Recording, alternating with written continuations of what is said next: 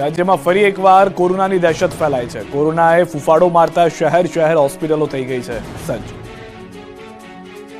રાજ્યમાં ફરી એકવાર કોરોનાએ એન્ટ્રી મારી દીધી છે. કોરોના રિટર્ન થઈ ગયો છે. કોરોનાના કેસમાં દિવસે ને દિવસે ઉછાળો થઈ રહ્યો છે. રાજ્યમાં હાલ 23થી વધુ એક્ટિવ કેસ છે, જેમાં અમદાવાદમાં 13થી વધુ, વડોદરા અને રાજકોટમાં 4થી વધુ કેસ સામે આવ્યા છે. કેસ વધતા આરોગ્ય વિભાગ પણ સતર્ક થઈ ગયું છે. હેલ્થ સેન્ટરમાં ટેસ્ટિંગ શરૂ કરી દેવાયું છે. આ દરમિયાન રાજકોટનું તંત્ર પણ એલર્ટ થઈ ગયું. રાજકોટમાં સિવિલ હોસ્પિટલમાં તૈયારીઓ શરૂ કરી દેવામાં આવી છે.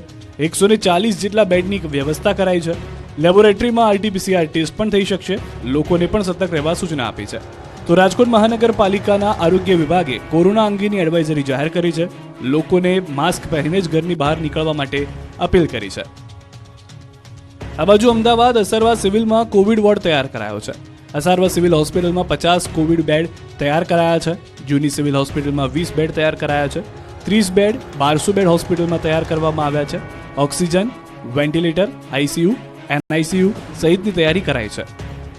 સાથે જ ગુજરાત આયુર્વેદિક બોર્ડના ચેરમેને આયુર્વેદિક ઉપચાર કરવાની સલાહ આપી છે. સંસદમાં કોંગ્રેસના સાંસદો સસ્પેન્ડ થતા ગુજરાતમાં પડ્યા પડઘા. શહેર કોંગ્રેસના નેતાઓએ કર્યો વિરોધ. લોકસભામાં સાંસદોને એક સાથે સસ્પેન્ડ કરવાના મુદ્દે હવે રાજકારણ ગરમાયું છે. કુલ 142 જેટલા સાંસદોને સસ્પેન્ડ કરવા મુદ્દે અલગ રીતે વિરોધ નોંધાવવામાં આવ્યો છે, જેને લઈને સુરતમાં શહેર કોંગ્રેસ જિલ્લા સમિતિ દ્વારા વિરોધ પ્રદર્શન કરવામાં આવ્યું.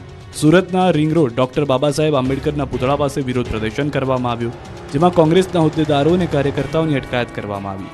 વિરોધ પ્રદર્શન નોંધાવી રહેલા કોંગ્રેસ કાર્યકરોની પોલીસે ટીંગાટોળી કરી અટકાયત કરી.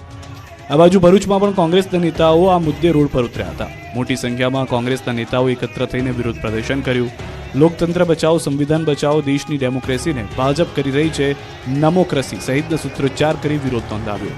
રેલવે સ્ટેશન ખાતે કાળા ફુગ્ગા ફોડી પુતળા દહન કરવા જતા પોલીસે અટકાયત કરી. હોદ્દેદારો અને કાર્યકરોની અટકાયત કરતા પોલીસ સ્ટેશન ખાતે લઈ જવામાં આવતા પોલીસ સ્ટેશન બહાર પણ વિરોધ નોંધાવ્યો હતો. આ બાજુ અમરેલીથી સમાચાર મળ્યા કે જ્યાં આગળ જિલ્લા કોંગ્રેસનું શક્તિ પ્રદર્શન જોવા મળ્યું. જિલ્લા કોંગ્રેસ કાર્યાલય ખાતે સ્નેહ સંવાદ સંમેલન. પ્રતાપ દુધાત જિલ્લા કોંગ્રેસના પ્રમુખ પદનો તાજ ગ્રહણ કરશે. વિધાનસભાની ચૂંટણી હાર બાદ મૂર્છિત હાલતમાં રહેલી કોંગ્રેસમાં ફરી પ્રાણ ફૂંકવાનો પ્રયાસ છે. મોટી સંખ્યામાં કોંગ્રેસ નેતાઓ હાજર રહ્યા. ન્યાય આપોના નારા સાથે બીજા દિવસે પણ વિદ્યુત સહાયકના ઉમેદવારોએ કર્યું વિરોધ પ્રદર્શન. વડોદરામાં ઉર્જા વિભાગની કચેરી બહારમાં ચાલી રહેલું વિરોધ પ્રદર્શન બીજા દિવસે પણ યથાવત છે. કડકડતી ઠંડીમાં પણ ઉમેદવારોએ અન્યાય સામે અવાજ ઉઠાવી આખી રાત વિરોધ પ્રદર્શન કર્યું. જેટકો દ્વારા 2224 જગ્યા માટે ઇલેક્ટ્રિકલ આસિસ્ટન્ટની ભરતીની જાહેરાત કરવામાં આવી હતી. ઝોન કક્ષાએ યોજાયેલા પોલ ટેસ્ટમાં ક્ષતિ હોવાનું જેટકોની તપાસમાં સામે આવતા ભરતી જ રદ કરી દેવામાં આવી છે. ગઈકાલથી જ વિભાગની ભૂલોનો ભોગ બનેલા ઉમેદવારો અને વિદ્યાર્થી નેતા યુવરાજસિંહની આગેવાનીમાં વડોદરા જેટકોની ઓફિસ બહાર વિરોધ પ્રદર્શન કરી રહ્યા છે. આખો દિવસ ભારે રોષ સાથે વિરોધ ચાલી રહ્યો હતો, જે હજુ પણ બીજા દિવસે યથાવત છે.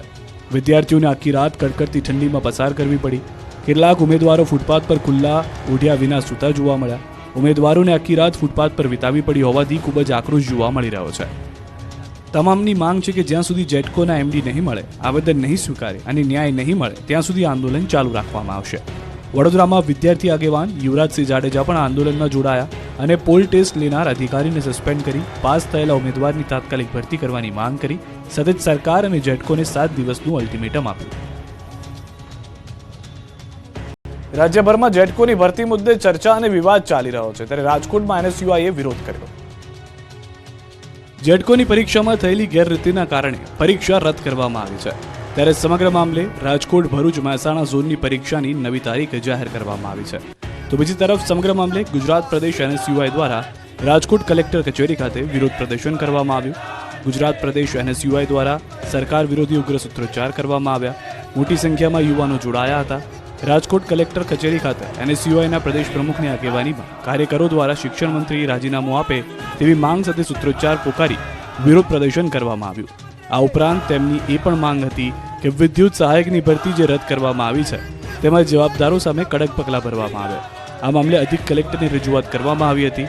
આ તકે 24મીએ રાજકોટ આવનારા મુખ્યમંત્રી ભૂપેન્દ્ર પટેલ સામે કાળા બાવટા ફરકાવવાની ચીમકી પણ ઉચ્ચારી હતી. વલસાડમાં ભારતમાલા પ્રોજેક્ટનો કામદારોએ કર્યો વિરોધ. વલસાડમાં ભારતમાલા પ્રોજેક્ટ અંતર્ગત બની રહેલા વડોદરા મુંબઈ એક્સપ્રેસવેના કામદારોએ વિરોધ નોંધાવ્યો. અહીં કામ કરતા 700 કામદારોને પગાર ન ચૂકવાતો હોવાનો આક્ષેપ થયો છે. અહીં રોડવેઝ સોલ્યુશન ઇન્ડિયા ઇન્ફ્રા નામની કંપની દ્વારા ચાલી રહ્યું છે કામ. ત્યારે હેલિકોપ્ટર લઈ પ્રોજેક્ટ સ્થળ મુલાકાતે પહોંચ્યા હતા કંપનીના સંચાલક, જેઓ કામદારોએ લાભ ઉઠાવી હેલિકોપ્ટર ઉતરે તે પહેલા ઘેરાવ કરી લીધો. મોટી સંખ્યામાં કામદારોએ હેલિપેડ પર પહોંચી રોષ વ્યક્ત કર્યો. 700થી વધુ કામદારોએ પારડીના પરિયા ગામે પહોંચી ઉગ્ર વિરોધ પ્રદર્શન કર્યું. કડકડતી ઠંડીમાં કામદારોના ઉગ્ર વિરોધથી માહોલ ગરમાઈ ગયો, જેથી પોલીસ કાફલો બોલાવવો પડ્યો. પોલીસે સમજાવટથી મામલો થાળે પાડવા પ્રયાસ કર્યો. જોકે કંપની દ્વારા કામદારોને કોઈ જવાબ ન અપાતા હેલિપેડ પર કામદારોનો ઉગ્ર વિરોધ યથાવત રહ્યો. માહોલ ગરમાતા કંપની સંચાલકને હેલિકોપ્ટર લઈ સ્થળ પરથી નીકળી જવાની ફરજ પડી હતી. ગોંડલના રીબડામાં પૂર્વ ધારાસભ્ય જયરાજસિંહ જાડેજાએ શક્તિ પ્રદર્શન કર્યું. અનિરુદ્ધસિંહના રીબડામાં લીવવા પાટીદાર સમાજના બેનર હેઠળ યોજાયેલા કાર્યક્રમમાં જયરાજસિંહ જાડેજાએ હુંકાર કર્યો. સંમેલનમાં લોકોને સંબોધતા જયરાજસિંહ જાડેજાએ આડકતરી રીતે અનિરુદ્ધસિંહ પર પ્રહાર કર્યા અને ખુલ્લેઆમ લલકાર કર્યો કે હવે રીબડામાં કોઈની દાદાગીરી નહીં ચાલે. રીબડામાંથી હવે ગુંડારાજ ખતમ થઈ ગયું છે. અહીંના લોકોએ એક પરિવારનો ખૂબ ત્રાસ સહન કર્યો હોવાનો પણ આક્ષેપ કર્યો. હવે ગુંડાગીરી બંધ છે. આ સાથે જ રીબડા અને આસપાસમાં ગામડાઓમાં રહેલી જમીનો ખરીદવા માટે જયરાજસિંહે અપીલ કરી. ઉદ્યોગપતિઓને અપીલ કરતા કહ્યું કે હવે અહીં ગુંડાઓનો રાજનો અંત થઈ ગયો છે, એટલે અહીં કોઈ ડર વગર જમીનો ખરીદો. કોઈ ન ખરીદતું હોય તો મને કહો, હું જમીન ખરીદી લઈશ. તમને જણાવી દઈએ કે લેવા પાટીદાર સમાજના બેનર હેઠળ કાર્યક્રમમાં દિગ્ગજ નેતાઓ પણ હાજર રહ્યા હતા. જયરાજસિંહ જાડેજાના ઠેકેદારો કાર્યક્રમમાં હાજર હતા. કાર્યક્રમને પગલે રીબડામાં ચુસ્ત પોલીસ બંદોબસ્ત ગોઠવાયો. અહીં વર્ષોથી અનિરુદ્ધસિંહ અને જયરાજસિંહ વચ્ચે છે વિવાદ. ગુંડાગીરી, તમારી જમીન હું લઈ જાઉં, મારી તમે લઈ જાઉં, એ બધું અસ્ત થઈ ગયું છે.